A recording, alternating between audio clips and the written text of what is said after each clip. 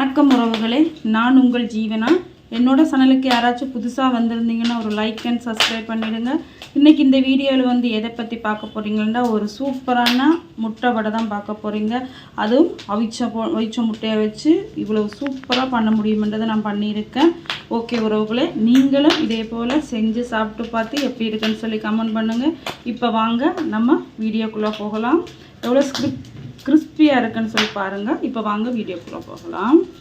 பாத்திரத்தில் 4 அவிச்ச முட்டையை இந்த மாதிரி துருவி எடுத்துக்கோங்க. ஈஸியாக துருவலாம். அடுத்தது கொஞ்சோண்டு கருவேப்பிலை, கொத்தமல்லி, அப்புறமா ஒரு பச்சை மிளகாய், நறுக்கிய துண்டா வெங்காயம்.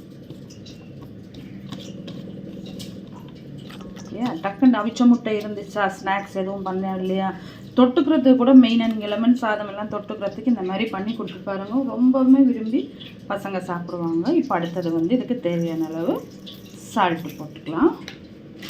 இப்போ கூடவே நம்ம கரம் மசாலா கொஞ்சம், நல்லா முட்டையில் ஸ்மெல் இருக்காததுனால பெப்பர் கொஞ்சம் கொஞ்சமாக, அதிகமாக வேண்டாம். இப்போது மிளகாத்தூள், அடுத்தது நம்ம மஞ்சள் தூள் கொஞ்சம் போடுவோம். ஓகே, பார்க்கும்போதே இவ்வளோ அழகாக இருக்குது பாருங்கள், கலர்ஃபுல்லாக. இது கூட இப்போ நம்ம கொஞ்சம் கடலை மாவு, ஒரு 2 ஸ்பூன் 3 ஸ்பூன் போதும் கடலை மாவு. இப்போ இதை எல்லாத்தையும் நல்லா வடை மாதிரி பிசைஞ்சு எடுத்துக்கோங்க. நான் இப்போ பிசைஞ்சிட்டு காமிக்கிறேன் பாருங்கள். உங்களுக்கு கொஞ்சம் அழுத்தி பிடியுங்க. அழுத்தினா தான் நமக்கு இந்த மாதிரி வரும், வடை வெட்டுற மாதிரி. ஓகே, இப்போ நம்ம கடாயை அடுப்பில் வச்சுட்டு தட்டி நம்ம இனி போட வேண்டியதான். ஏன்னா நம்ம கடாயை அடுப்பில் வச்சு எண்ணெய் ஊற்றி, எண்ணெய் நல்லா கொதிச்சிருச்சு. இப்போ அடுப்பை நல்லா சிம்மில் வச்சுட்டு இப்போ இந்த மாதிரி தட்டி போட்டுக்கோங்க.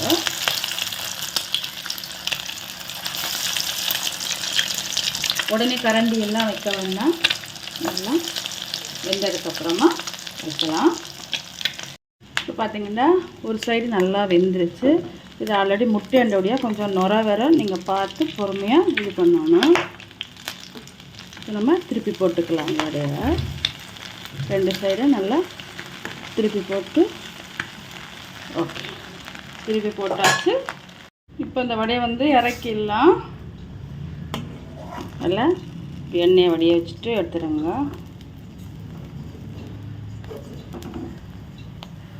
சூப்பரான வடை உண்மையாகவே ரெடி ஆகிடும்.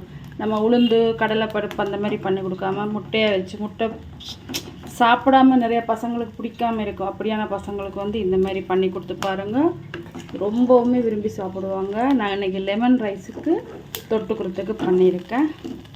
அவ்வளோ விரும்பி சாப்பிடுவாங்க.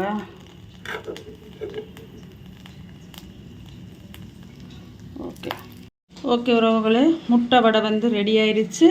நீங்களும் இதே போல் செஞ்சு சாப்பிட்டு எப்படி இருக்குன்னு சொல்லி எனக்கு கமெண்ட் பண்ணுங்கள்.